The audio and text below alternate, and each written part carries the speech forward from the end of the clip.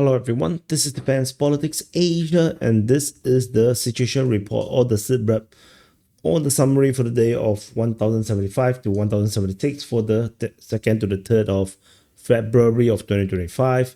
And first thing first, Ukrainian Su-27 was reportedly shot down over Ukraine according to the Russian Defense Ministry. Unknown where it happened. We go on to the Kursk front. At the Kursk front, over the western flank, we have Russian forces fighting reported at Darino, Svetiklovo, Lebedevka, and Loknia. Russian mapping claimed that they have captured these areas here in the north of Svetiklovo, based on the previous geolocation that we have reported before. The information are all coming from the Russian Defense Ministry of the fighting. Moving on, strategically nothing changed. Moving on to the northern flank. At the northern flank, we have fighting reported at Nikorsky, Malaya Loknia, Novaya Sorokina. Marevka appear again for the first time in a long time. Kotsitsa as well, and fighting reported at Cherkasskoye Parashnoye. Similarly, information all coming from the Russian Defense Ministry. I look at the Ukrainian mapping. It looks Ukrainian Defense Ministry's mapping is very small. It looks largely like this, so we shall see how this goes. Over in the eastern flank, we have fighting reported at Martinovka, Mihailovka. Mihailovka is the first time since September. We haven't seen this name being mentioned in a long time. And there is fighting reported at Merne. Shelling is reported at Zeloshenka, Kazachel, and probably Kubatkin, Zazulevka. Yuzhny might be coming from the west. It might be an attack. It could be shelling. And Ivashkovsky. It's unknown if the Russians actually launch an attack towards these northern positions. Or is this just shelling is kind of unclear. The distance from Ivashkovsky to the border, to the front line, current front line is maybe around 6 to 8 kilometers. So it could still be artillery shelling, is possible.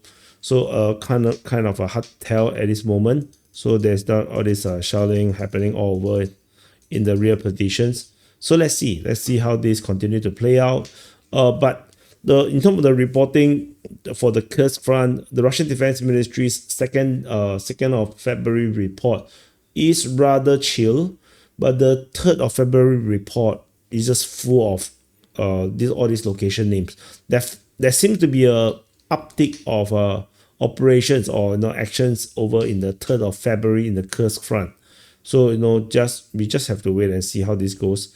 In the Sudzha region, we have fighting reported at Merne, Komarkov, Manovka, and then the Ryba actually reported that the Ukrainians have retaken almost the entirety of Manovka, which is something that we have already reported since the 19th. So they only caught on to this information seemingly. Attack or shelling reported at Sudzha. Zoloshenka already mentioned. Shelling is reported at Gogolevka, and fighting is reported at Milovoye, Kurilovka, as well as Guevo in the south of this position. So which is here. So generally, strategically, nothing particularly have changed, except that there is a lot more locations being mentioned in yesterday's Kursk report by the Russian Defense Ministry. It's a bit of a little bit unusual. So because of the difference between the number of locations being mentioned to be attacked by the Russian forces from the 2nd to the 3rd seems to be pretty big difference. But strategically, nothing has changed yet. So let's see whether this will be something else. Over in the Kharkiv front, we have the return of the fighting reported at Udi. Udi was mentioned by the Russian Defense Ministry on the 3rd of February. Not sure if this is a major offensive yet. And then there is also fighting reported at the usual Lipsy as well as Voschansk. However, Ukrainian Defense Ministry mentioned Hatishev. This is the first time in a long time since we have reports of Russian attack at Hatishev. according to the Ukraine Defense Ministry. The last attack was on the 29th of December. Then the previous one was in November, and then the previous one was in September. So this is a very unusual place to have fighting being reported. So there's something interesting to note. Voschan still being reported, but no, that's nothing. And then we have Okremivka being mentioned by the Russian Defense Ministry. There's some probably some kind of attack coming in, or maybe it's just some special operation, just some DRG operations. So let's see, nothing particularly, strategically, significant yet, unless the Udi or the Okremivka one becomes some major offensive. Tentatively is we can treat it as just skirmishy for now. At the Voreshna front, we have, I think, reported at Monashinevka as well as Kinderashevka. So previously, Russian Defense Ministry already mentioned the capture of Zapadne and Kalinove. So this could be possible. The Russian Defense Ministry is the one that talked about Kinderashevka and Monashinevka.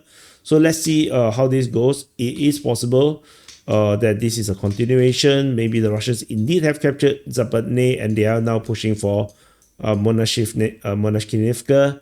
And because the Russians have already claimed to have captured Kalinove, pushing into Kinderashevka does make perfect sense. So let's wait and see how this go. And there's nothing else being mentioned in the Voreshna, as well as the northern areas here. So that went quiet. Over in the Kupiansk front, we have fighting reported at Kupiansk, Petropavlivka, Zagoryukivka, Stepova, Novoselivka. Kaislivka was mentioned by the Ukraine Defense Ministry and Pischane. The reports coming from both the Ukraine Defense Ministry. Kaislivka was mentioned by the Russians. I made a mistake there. Zagoryukivka is Russians, and then Petropavlivka is by Ukrainians, and the Russians talk about Kupiansk. So that's the situation at the Kupiansk front. Moving into the Borova front, we have Zaruzove being mentioned by the Ukrainian Defense Ministry on both days, Bohuslavka by Ukrainians, Lozova by Ukrainians as well. On the second, Zeleny High by the Russians. Borova shelling was mentioned by the Russians, which I think I forgot to paste it in. So let's paste it in. And there is also Novoyehorivka mentioned by the Ukrainians and then the Russian Defense Ministry. So we are seeing the attacks coming in these various directions by the Borova front and shelling at Borova. Strategically, this means nothing really have changed. So yeah, that's about it over the Borova front. We move on further south to the Makiivka region. There is only there's fighting reported at Makiivka and Novolyubivka.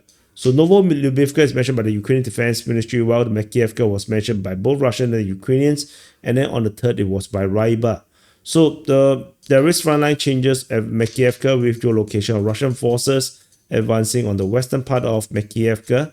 So that's interesting. But generally the geography here is very complicated. So it will always be a difficult push for the Russians in these areas here under a circumstance that the Ukrainians actually defend this deliberately.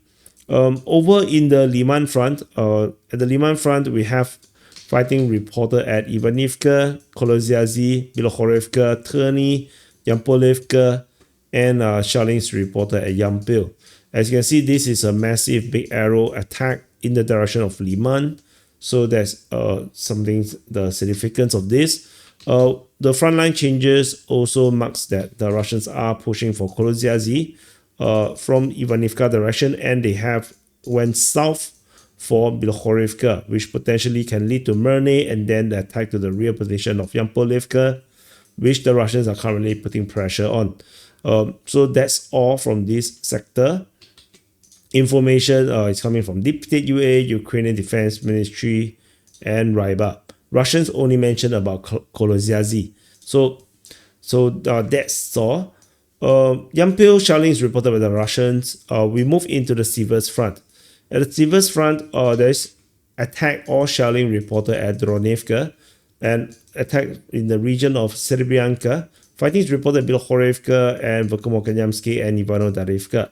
So the information is coming from Ryba, Russian Defense Ministry, Ukrainian Defense Ministry. So Bilohorivka is, is definitely, the main attack. Ukrainians mentioned Serbianka, Russians attack mentioned Dronivka, and then Verkhovno-Kanyamsky was mentioned by both by the Russian Defense Ministry. The significant is the frontline changes over in the Verkhovno-Kanyamsky region. The geolocation of Russian forces over in these sectors in the north of Verkhovno-Kanyamsky and the northeast of Verkhovno-Kanyamsky does suggest that the Russian forces in this sector is really pushing very hard. However, the pro-Russian source Ryba is very unimpressed.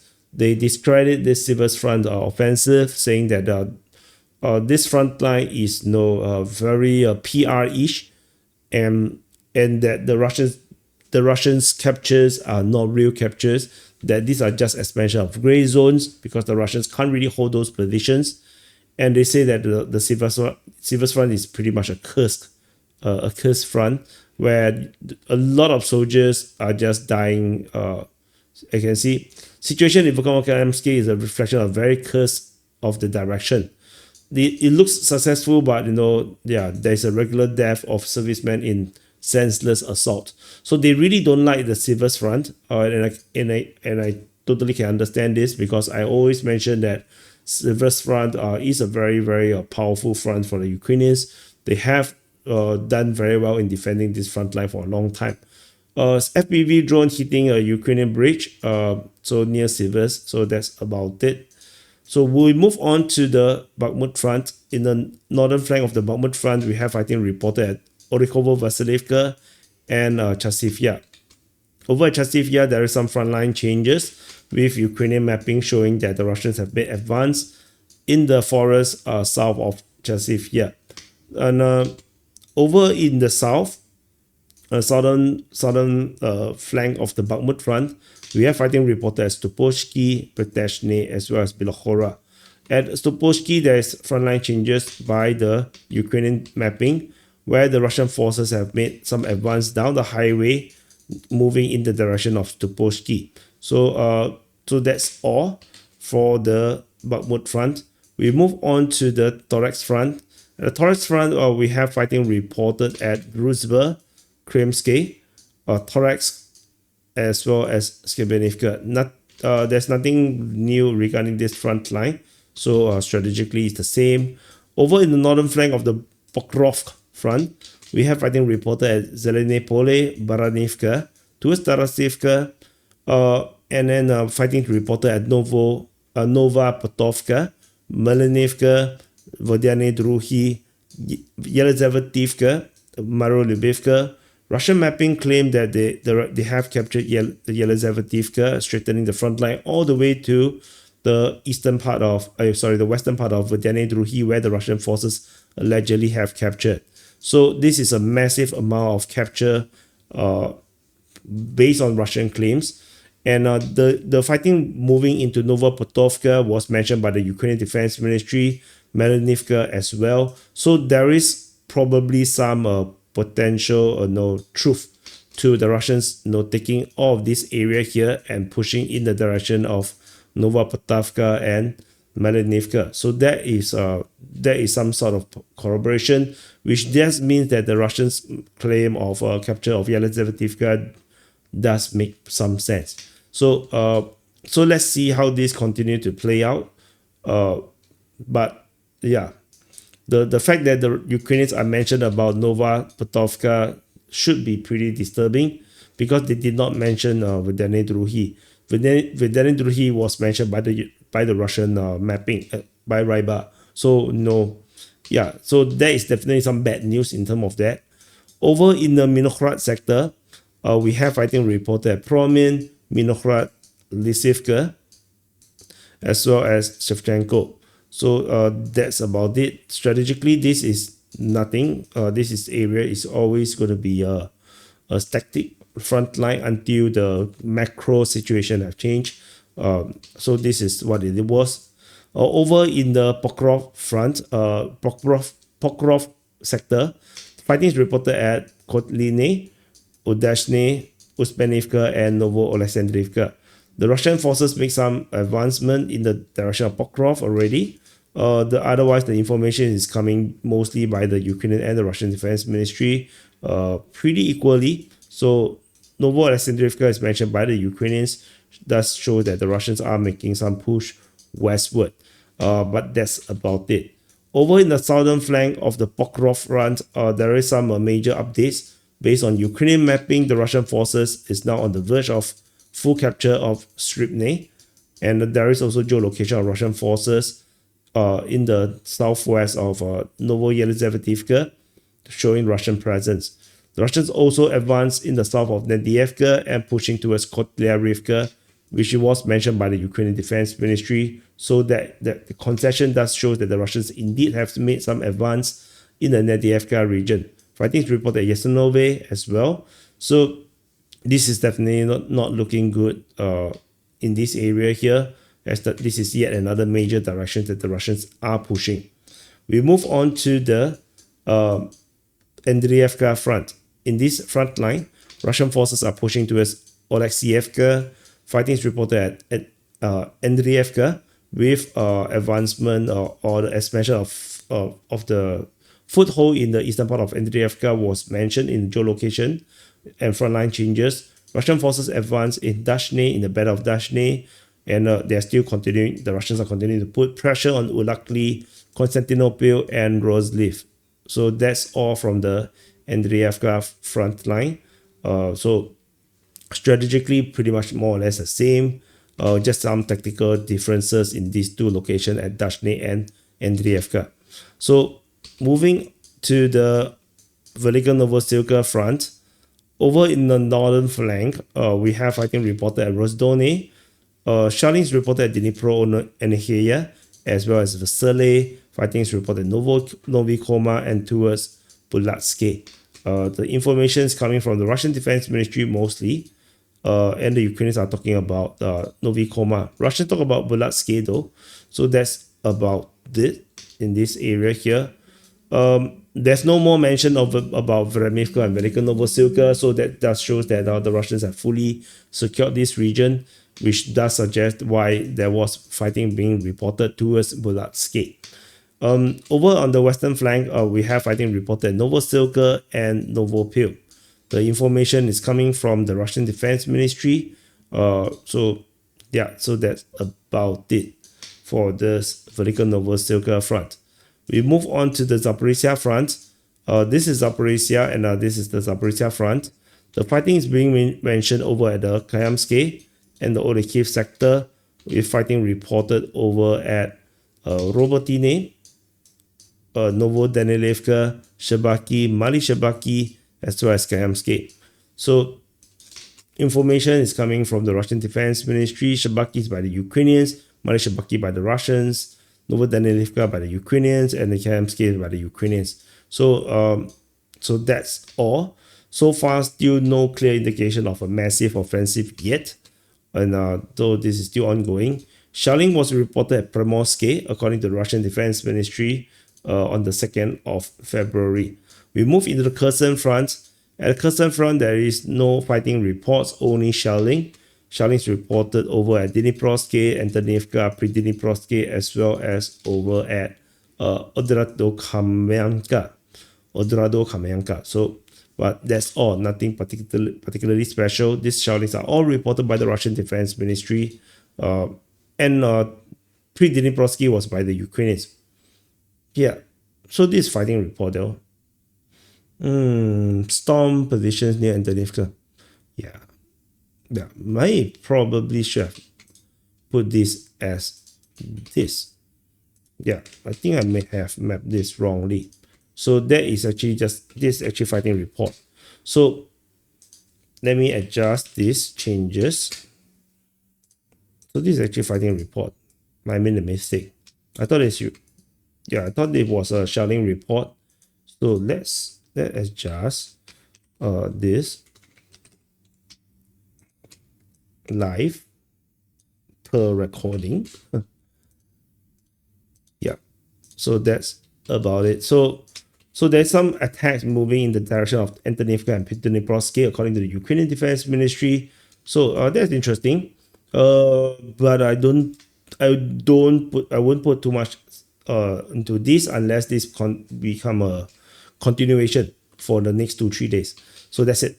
So anyway, thank you for watching. This is the situation report for the day of 2nd to the 3rd of February, day 1075 to 1076. So thank you for watching. Press the like button, subscribe, and I'll see you guys in the next update.